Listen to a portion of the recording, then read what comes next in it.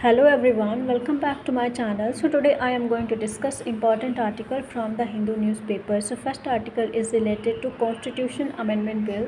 So first point is the Constitution Amendment Bill is governed by Article 368 of the Indian Constitution which define the procedure for amendment. तो constitution amendment bill है वो article 368 में mention है Indian constitution में, जो define करता है procedure for amendment. So first point is the amendment bill can be introduce either Lok Sabha और राज्यसभा। मतलब जो अमेंडमेंट बिल है उसको हम लोकसभा या राज्यसभा किसी भी हाउस में इंट्रोड्यूस कर सकते हैं, बट स्टेट लेजिस्लेचर में नहीं कर सकते हैं। जो बिल है उसको पास होने के लिए स्पेशल मेजॉरिटी की ज़रूरत होती है। Majority of total membership of the house, जो कि 2/3 of member present and voting. लेकिन फॉर सर्टेन अमेंडमेंट जैसे फेडरल स्ट्रक्चर हो गया, उसके लिए रिक्वायर होता है ratification by at least 50% of state legislatures, not like ordinary bill. मतलब जो नॉर्मल बिल होते हैं उनमें जो no joint sitting is allowed, मतलब कोई भी जॉइंट सिटिंग अलाउड नहीं होती है अगर कोई भी डिसएग्रीमेंट है बिटवीन द टू स्टेट्स।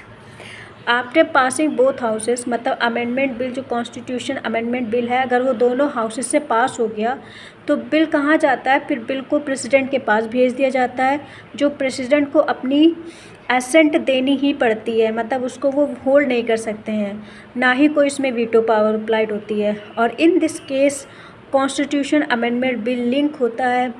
लेकिन जो अभी रिसेंट में उसको क्यों डिस्कस किया जा रहा है, क्योंकि इस केस में जो कॉन्स्टिट्यूशन अमेंडमेंट बिल है उसको लिंक किया गया है विद डिलिमिटेशन, जो फेल हो गया है बिकॉज ऑफ दी, जिसमें रिक्वायरमेंट थी 2/3 मेजॉरिटी, जो नहीं हुई है, जो इस कारण उसको डिफीट हो गया है।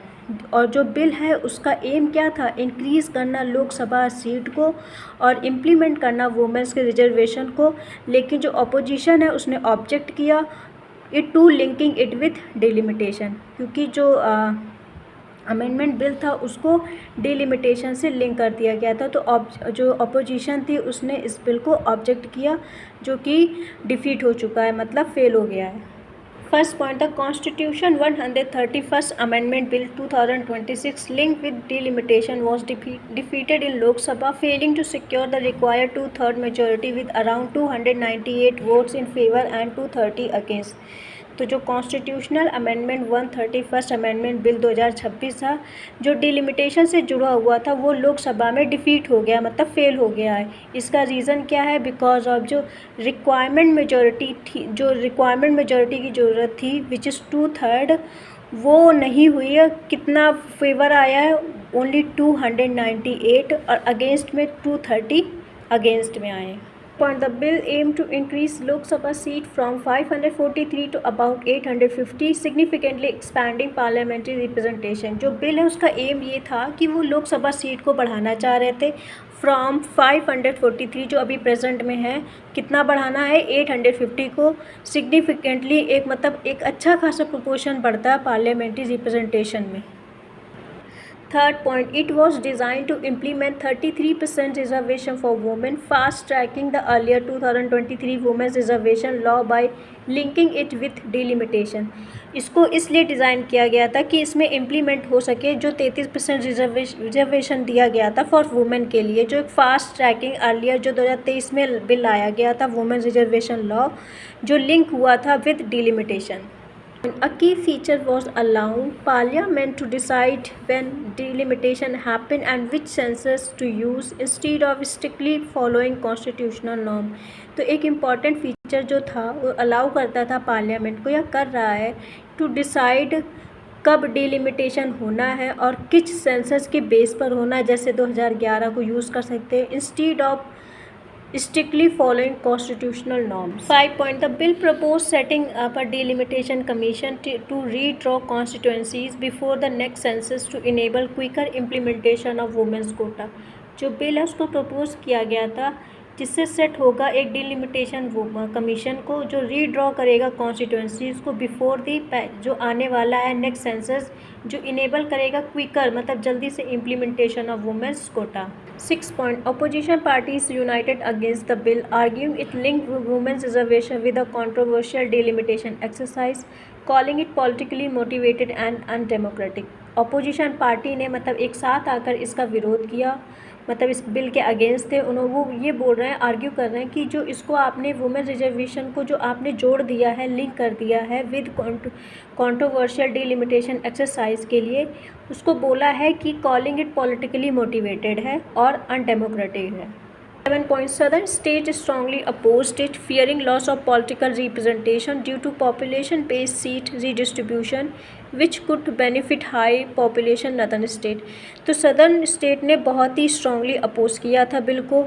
उनका ये फियर था कि मे बी हम क्या कर सकते हैं, पॉलिटिकल रिप्रेजेंटेशन हमारा कम हो due to population based seat redistribution, और किसको बेनिफिट हो सकता है, हाई पॉपुलेशन अदर स्टेट्स को। 8 point of after the defeat, the government expressed regret and vowed to continue effort for women's representation, while the opposition maintained that they support women's reservation but not its linkage with delimitation.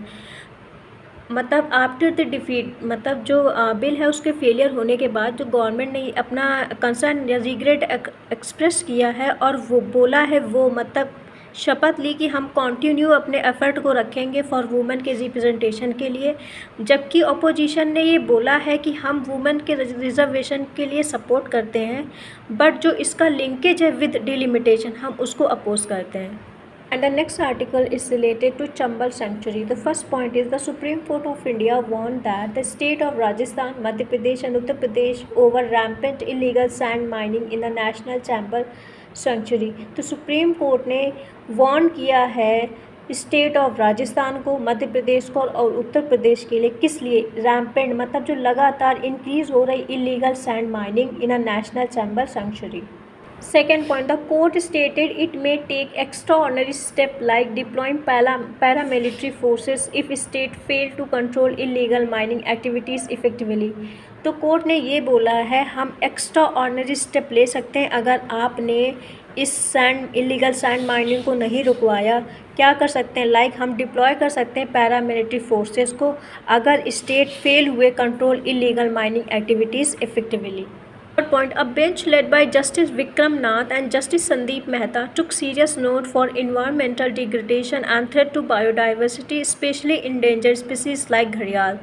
तो जो इस bench को head कर रहे थे justice Vikram नाथ और justice Sandeep Mehta, उन्होंने इसको सीरियस लिया है और बोला कि जो इन्वायरमेंटल डिग्रेडेशन और थ्रेट है बायोडाइवर्सिटी को, स्पेशली इंडेंजर स्पीसीज लाइक घड़ियाल। Point, illegal sand mining has cause severe ecological damage, disturbing river ecosystem and destroying habitats of aquatic and wild life species. जो इलीगल सैंड माइनिंग है उसके क्या क्या impact हैं, वो कॉज कर रहा है सीवियर इकोलॉजिकल डैमेज, मतलब एक बहुत ही वर्सली इकोलॉजिकल डैमेज हो रहा है, डिस्टर्ब कर रहा है रिवर इकोसिस्टम को और डिस्ट्रॉय कर रहा है हैबिटाट्स ऑफ एक्वाटिक जो पानी में रहते हैं एंड वाइल्ड लाइफ स्पीसीज़ को। 5 point, the court criticized state authorities for administrative failure and lack of strict enforcement, calling it a breakdown of rule of law in protected areas. तो court ने बहुत ही गंदी तरह से क्रिटिसाइज़ किया state authority को और बोला है कि जो एडमिनिस्ट्रेटिव फेलियर है और लैक ऑफ स्ट्रिक्ट इन्फोर्समेंट है, मतलब आपने रूल्स एंड रेगुलेशन को इस मतलब बहुत ही स्ट्रिक्टली इन्फोर्स नहीं किया है और इसको बोला है calling it a break down of rule of law in protected areas.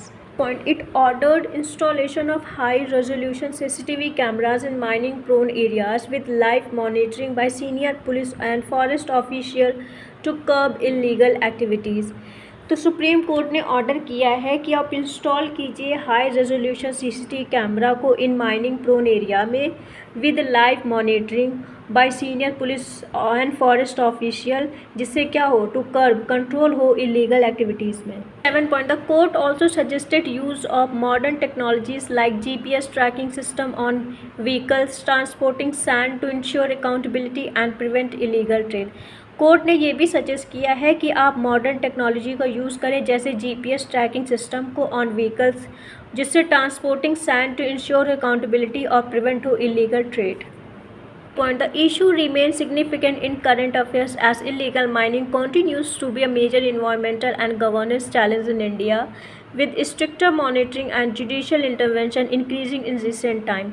जो इशू है वो इम्पॉर्टेंट बना हुआ है इन करंट अफेयर्स में, बिकॉज जो इलीगल माइनिंग है वो लगातार एक मेजर इन्वायरमेंटल और गवर्नेंस चैलेंज बना हुआ है इंडिया में। विद स्ट्रिक्टर मॉनिटरिंग मतलब एक स्ट्रिक्ट मॉनिटरिंग और जुडिशियल इंटरवेंशन इंक्रीज है इन रिसेंट टाइम।